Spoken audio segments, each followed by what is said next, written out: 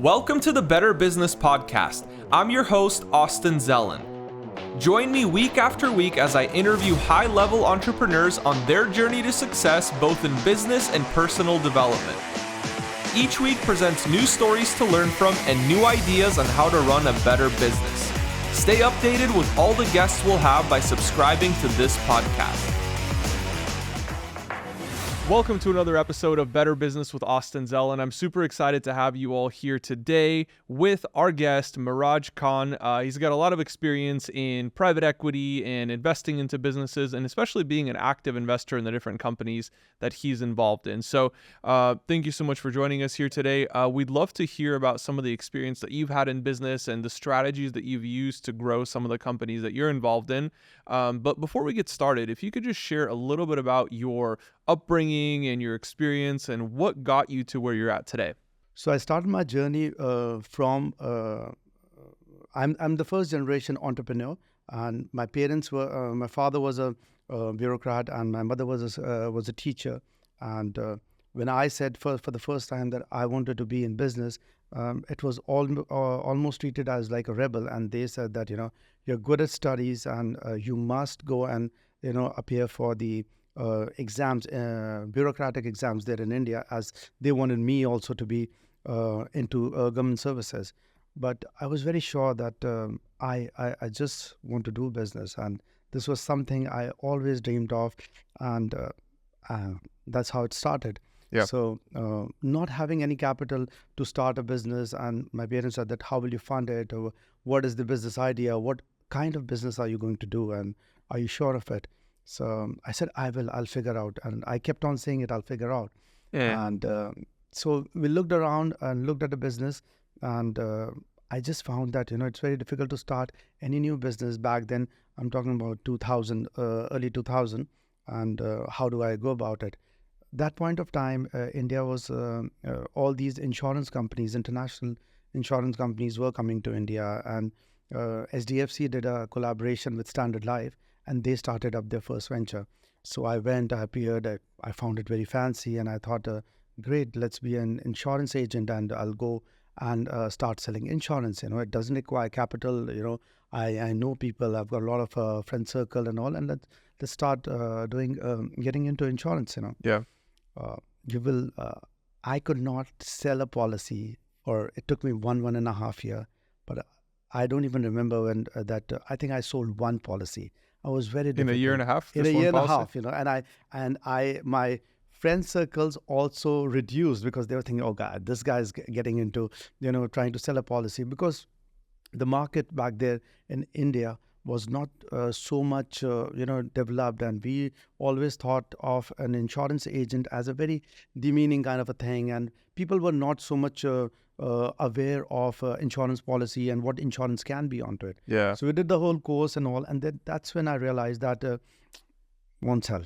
So I said, what do we do now? Yeah, what do we do now? Yeah. So one fine day we were sitting and doing a pitch, and there was a friend of mine. He was there with the bank, and he said, see, I will not buy insurance, but I have 600,000, almost 6 million Indian rupees. 6 million rupees, and if you can invest for a shorter time, and if you can get me a return more than a fixed deposit, I'll be keen onto it. So I was very excited. I got the calls and all, and I said, let's try and get this thing.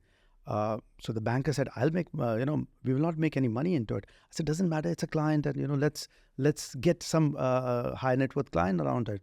So we did it, and so what kind of investment did you do with it? So the bank invested into mutual fund. And okay. Obviously, it was more than the fixed deposit at that point of time. It was a new product, and the guy bought it, and he made in 15 days. He made slightly the normal fixed deposit rate was around 3.5%, and he made something close to 6%. In 15 days? In 15 days, annualized, obviously, yep. Not absolute. So annualized. So that point of time, I realized that insurance is not the business for me, and I should do something more wherein I can connect to these high net worth people and working on to it. So while we got this deposit for HDFC and I didn't get any money out of it, their team was visiting and he said, okay, we would like to meet this guy and see how come we have such a big deposit. And HDFC Bank was also a new bank, and it was the amongst the first private banks in India. ICICI, and it was a new trends which were happening back then in India. So they offered me that why don't you sell loans, and we will give you a direct selling agency, and we'll give you a training, and you start selling loan. I said, man, this is interesting. People would always be interested in taking money from me, and rather than I'm going and asking money from them. Yeah. So it was good. Again, we slogged. We took a garage in one of the posh area and started up at the office. There was a lot of people who were interested in loans, but it was a new market, and HDFC being mortgages, they had a lot of compliances, a lot of this thing.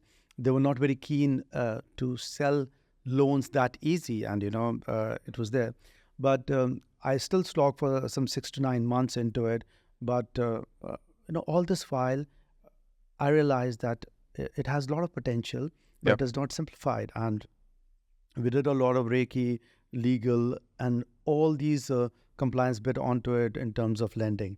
And that point of time, Standard Chartered happening, and it was a new international bank, and they saw, okay, there's this company which is actually have a structure and format. With HDFC, they normally used to do all these loans themselves, so they were not very comfortable with outsourcing it, and that was the reason our files or our lending was not happening that quickly and smoothly, because every time they will check us, whatever we put it, and then double check us, and then triple check us.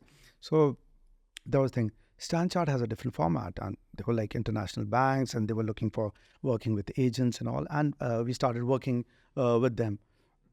Went very well, and I over a period of 3 to 6 months, we turned it around, and the business starts thriving, and the young guy, and selling loans, everybody wanted to be friends, and it was Jaipur as a very small society.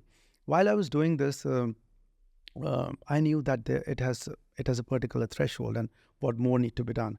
And I'm talking about 2004-5, and that was the time the real estate revolution happened, and that was the time I thought that let's do something into it. And Yep. we formed the first real estate marketing company back there in Jaipur. And it was pretty interesting, because the developer themselves were not so there onto it. The new these housing societies and all the concept was coming in, and we had the network. We knew how the banks work. We knew how the real estate market works to mortgages, and it was a solution. And the developers or the builders really like the idea that there's someone who can actually sell these things and go on and also get us money from the bank. Yeah. And that's how it happened. Started doing pretty well. Our company became one of the largest. We had the almost 55% market share of the city, and that's how it was going on. Wow. And so it was good. And then I did a biggest mistake, which I thought at that point of time. I thought, oh, it's fine. I have all the people, and I have these clients, and I know the builders, I know the real estate, and I should be the developer. And I extended into the next level onto it, and but didn't have that kind of a capital. So we looked for partners, and more partners, and we took up a land deal and started working onto it. But at that point of time, while we were doing it, and we got the projects funded, and half of the projects sold, I was putting all my efforts into it. But the other partners which were there, they were like age-old partners. They were not very concerned. They were like financial investors onto it. More And silent were partners. more silent partners. They Yeah. were like they found my ways and techniques that to be over ambitious and too far, too much into it, and slowly and gradually they started taking money and profit getting out of it. While me being quite young at that time, I thought, I'm fine, and everything is fine. And I always have been a very positive person into this thing, and I enjoyed taking risks. And they were moving out, and we were more getting into the project. And that point of time, the crash of 2008 happens, and everybody went on to it.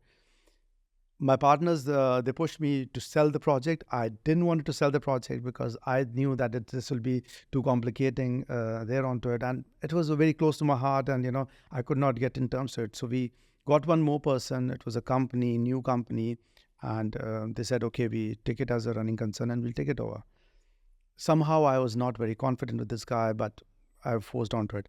And when I say I made the biggest mistake, is because I left my dream onto it, and I just thought that they're right, and maybe I'm doing something wrong in this whole thing. So we gave it to the person. He took the money, he took the project, and he ran away. They just disappeared. He had overcommitted. He wanted to be overnight success and getting onto it. Wow. And I lost the project. I lost the company, and at the same time, all these people whom we have sold the project in the starting, they started coming back to us and saying, "Man, we knew you that time. Although we did all the legal formalities and ways and purposes onto it, but people don't. It was not a developed market, and we lost it. So it was. I created everything, and then it all came down, And then there was a lot of these legal issues which I fought for almost 10, 12 years. And which taught me so much into it. And it was a whole cycle which I did.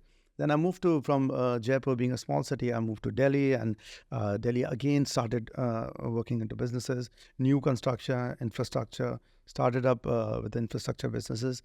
And that's when, I got the pace and I got the big city exposure, and it went on right. So then we formed this company in 2013. It's called Gravity Global, and this is what we did. And since I failed, so I know and I knew the hard way, why do businesses fail, what are there onto it, and I kept on improvising all this while, every day. I'm learning, and I'm trying to improvise it there onto it. So this is how it's been. Yeah. And now you're expanded to Dubai. Dubai, in there in Dubai, and I moved to Dubai in 2021, and I personally feel after a particular time, I outgrow a city. So, and that's what it is. Yeah. Well, I think that's a common theme among many, many successful entrepreneurs is like you kind of start where you're at, but then you realize that you think bigger than what that city can handle. And so then you move on to something bigger.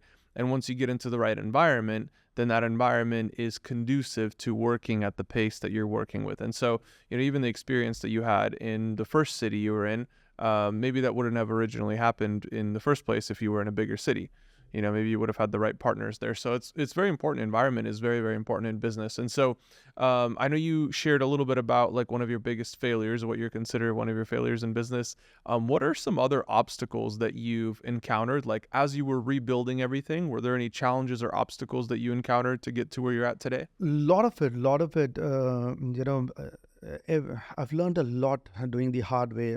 I could not go and do a MBA because I was fourth in the merit list in Jaipur, and while I was wanting to go and study abroad, my father was detected with cancer, and all of a sudden I still realize it, and that overnight I have to be mature because I'm the only son in the family.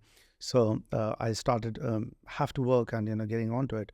So while I was while we're looking at businesses, I really feel that reputation is the most important thing, and rebuilding a reputation, rebuilding and making people making them believe that it was a business failure, not a person failure. That's the most important thing. I personally feel I've encountered, and I tried to, I worked onto it.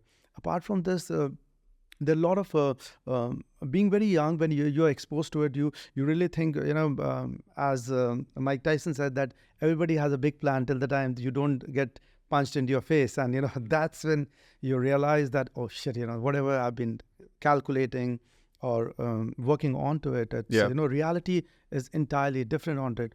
You may get lucky the first time, or you may get that initial success, but without consistency and a format which is sustainable, you can't you can't do it. You can't succeed there onto it. Growing a business requires work every day. It doesn't require work one day, or like, a month, or 2 months, or a year. It requires every day improvising, every day Yeah. working onto it, and more. And also, the world we are living in is ever changing now.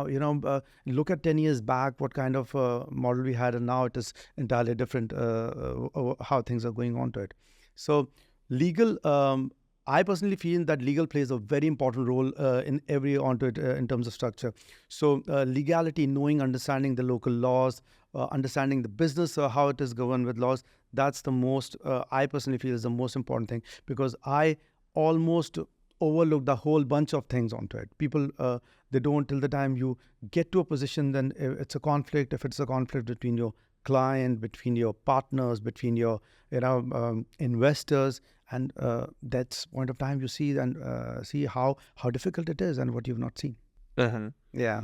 You mentioned something very, very interesting about separating personal failures from business failures. And many people, I think many people don't succeed because they tie their business failures or successes too closely to their personal value or value as a person. So, for example, if you do very, very well as a businessman or businesswoman, you can think that, oh, I'm a valuable person, I'm a successful person, I'm great, I can do this, I can do that. And then all of a sudden, if something goes wrong, all of a sudden that value goes away and you're left with nothing. And so people are so scared to take risks and be ambitious and do what it takes to be successful in business, because they really tie their own personal value emotionally to the success of their business. And I think that that's a huge bottleneck for people. And so I think you've had a pretty special experience in that, where you had to learn how to separate that and also communicate that to others as well. See, it's good to be, it's good to have emotions, some amount of emotion in business, but it is bad to be emotional in business. You need to, let go of things. You need to know what is right for your business rather than anything. One of the biggest mistake I have done, and I see a lot of people doing onto it, is to hold the business very closely towards them, and trying to do everything themselves. And this way is, you're unable to grow the second line or the third line onto it. Before COVID, I felt onto this thing, and all of a sudden COVID happened and nothing was moving. And there was a good time wherein I realized that if tomorrow I'm not there in business, what will happen to my business? Is my Yeah. business going to sustain itself or not? And I got an answer: it can't. And that was pretty shocking to me. And that, then you are like a slave to your business. You can't work on something which is sustainable. So I personally feel that value creation is a bigger thing, rather than having a business which is cash flow generating. Because if you are running it, and if it is entirely your thing, then you're nothing. You're self-employed. You're not an entrepreneur, and that's the whole difference on it. Now, could you share a specific strategy or tactic that has allowed you to grow your business rapidly? I think marketing plays a very important role into it. And when I say marketing, I really feel that positioning also makes, how you position your business, that changes the entire perspective. Moving to Dubai was a positioning bit onto it. How do you want your business, and where it should reach the right kind of people, and that's most important. So if you're looking at scalability right now, if you're looking at present days, it is, I think there is, everything can be replicated, everything can be worked onto it. Most of the thing can be outsourced. Now we've got AI into business. So, you're not looking at manpower. What you're looking at is a great idea and how to network it. And I see the biggest example right now is Elon Musk. He's an influencer. I personally feel he's the biggest influencer right now we have on planet. Businesses, you can have all these like-minded people onto it, but how do you network your business? That plays a very important role, and that's how positioning comes into it. Yeah, definitely. So do you think that the role of networking and building relationships is one of the most important things in business. Most important, yeah. I still remember my one fine day, my father was, I was sitting with him and, I was talking about business and he has never done business onto it. And he said, we were talking about who to invest into in terms of real estate and all this thing. They said that if you have a right investment into a person, that will give you more yield and more, bigger exposure than anything. So I took that point and I improvised it. He was more talking about person's friendship, but I took it to a next level and I thought investing in people who can actually be your friends and who can be your biggest advocate in business and in terms of, the entire network. That Yeah. plays a part. So, investing in a person, you knew that, okay, this is going to reach somewhere and helping them across how to help them in their journey, that also makes a lot of difference. So I personally feel that, anything you can be bankrupt, but you should never be, bankrupt of friends and those key people investment onto it. One right person in your life and it changes, even if he's successful, you'll obviously make money onto it. Yeah. That's I it. think there are three types of investment into people. So Yeah. number one, like you said, where somebody's on this journey and you want to help them be more successful. So whatever it takes, whether it's financial or time or connecting them with the right people to help them be more successful. Even motivating them at times, just being for them and advising them that, Relationship guys, capital. you've got and that's something which I really feel that in today's present time, people don't advise people, until the time they feel, okay, what is my interest into it, what, and why should I advise him? Maybe he will be ahead of me on in my businesses. But actually being happy and if you're seeing that somebody has that spark and zeal, trying to promote them, trying to give them right advice, that also goes a long way. Oh yeah, definitely. And I think that might actually be the most important investment into business, or I mean into people. But I think there are also two other very important ones. So another one is like, I've invested into mentors and people who can teach me, and it might not necessarily be helping them in their journey, but I'm paying them for their time. And so I'm paying to be added to their network. So let's say somebody has a huge network of people that I want to be a part of. I want to be sitting at that table that they're at. I will invest into that relationship. And then I think the third kind is investing into people because it opens additional doors. And so what I mean by that is, like, let's say there's somebody who has an investment opportunity. It might not be the best one. It might be producing 5% a year or something, like not very interesting, right? So we invest into that, but the doors that person can open for me are very valuable. So I'm building a business relationship with them because I know they have other investment opportunities that I might want to be a part of. Certainly. So yeah, I think it's very, very important, especially in the investment space. Now, we have a lot of very interesting times that we're seeing this year and even the last few years with the pandemic and stuff like that. So how do you approach decision making when it comes to times of uncertainty? I personally feel that, there's a lot of, and that's how I've done it. There's always a big money there to be made in a catastrophe. And that's how it is. You just need to identify and know what you're doing and chase on to it. And there's always a very big opportunity, maybe in your own business failure or anything, and that's how we did with COVID. When I looked at COVID for 2 days or 3 days, I watched Netflix. I sat at home, played with. I just, my first one was born. It was fun time, but on the fourth day, I realized that this is I can't sit at home. And what is the opportunity? Everybody was trying to sell masks and getting onto it. And then we thought of it that, why should we be doing that, what everybody is doing?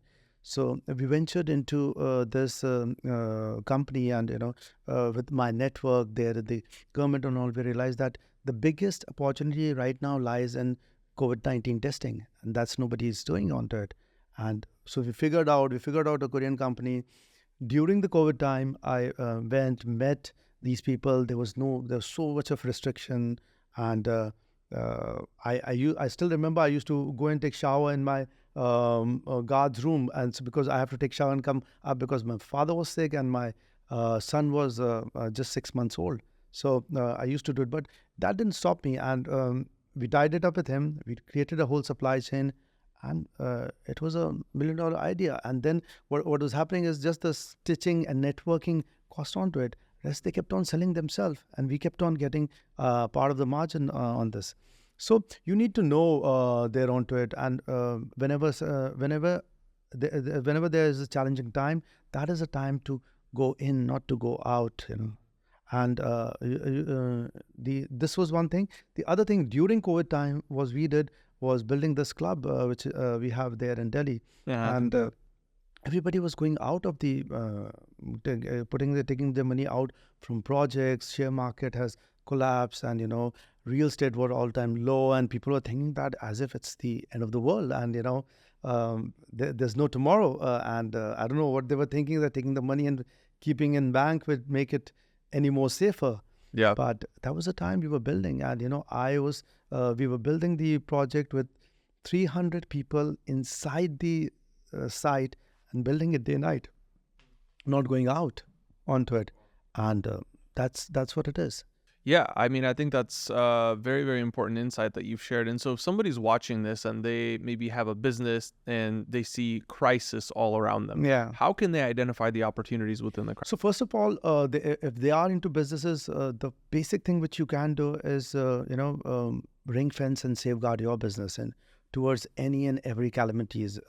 What normally happens, again, I said, going back to the legal bit of it, we never read the clause of force majeure in our contract. I never read it till the time COVID happened, and I didn't know that, there can be some kind of a scope over there, and how to protect your business, that's very important. That's a key thing. First of all, you need to protect it, and secondly, how do you improvise it?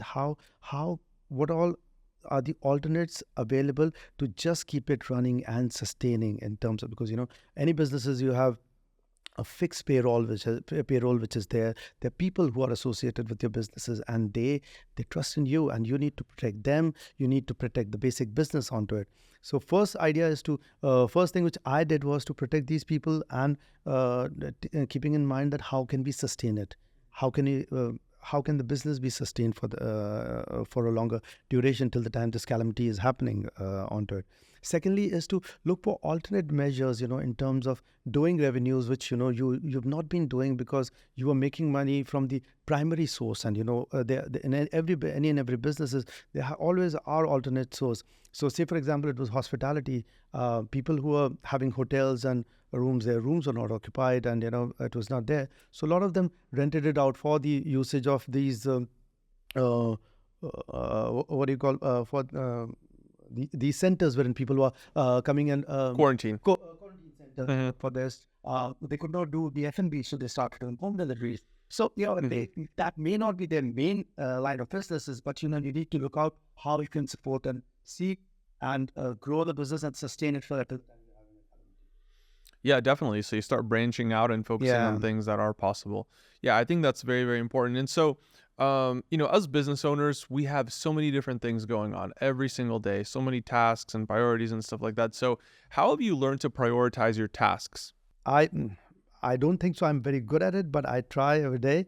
My idea is that eat the frog in the morning. So whatever is making the biggest mess, you need to just first go on to it, no matter anything else. Because what will happen is, a lot of time we try and get engaged into things which are actually the reaction to problem. They're not actually problems. So say for example, there might be an issue with one of the team members, they're onto it, and we're just trying to fix the reaction to it. What is the implication? We're not fixing the actual issue, that particular person, if it is required, or if it can be anything else. So I personally try and look into the problem first, and then trying to solve it, and not just for short-term thing, long-term problems. And that's the most that's how I look at things there onto it.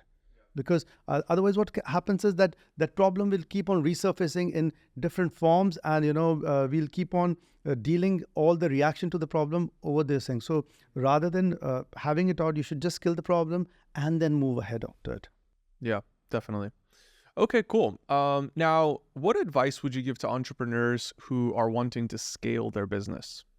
See, I personally feel that, as in today's time and place, if they really want to scale their business, they first of all um, they should just identify their target markets and and see technology is playing a very, very important roles in today's time. And I am improvising every day on tech and they're onto it. And rather than looking at anything, they should really put some bit of investment into data mining, into knowing their competitor, into knowing and understanding how is market responding. What normally the first generation entrepreneurs and all do this basic mistake. They think their model is the best. They don't want to look around, and they just are confined to what they're doing is right. I personally feel that you should be very well aware of the market, how you better, how you can improvise, what can be done. If you're the first one into the with the big idea, you need to know. See, most of the time people think idea is the business. Idea is not the business. Business is business. It requires all these financial, legal, technical, commercial, everything around onto it. Idea is just part of it. And if you want to run that idea as a business, you need to have need to have right kind of people running it, and you need to have the whole structure in place. So first time founders and all, this is they might get lucky in this thing. They have a wonderful idea. I've seen such wonderful ideas failing, and such non-idea, this thing thriving. And I was like, man, look at this, and what is this guy doing? But if you want to be, you should have a successful business plan. Yeah. And that's the most important thing. Business plans succeed. Strategies. You need to have a strategy for business rather than just thinking, oh, my idea is the best, and nobody has done it. They're onto it.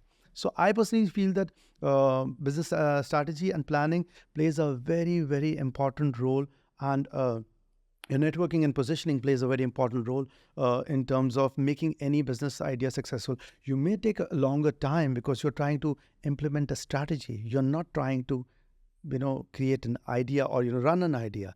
But if you run a strategy, that's the most important thing.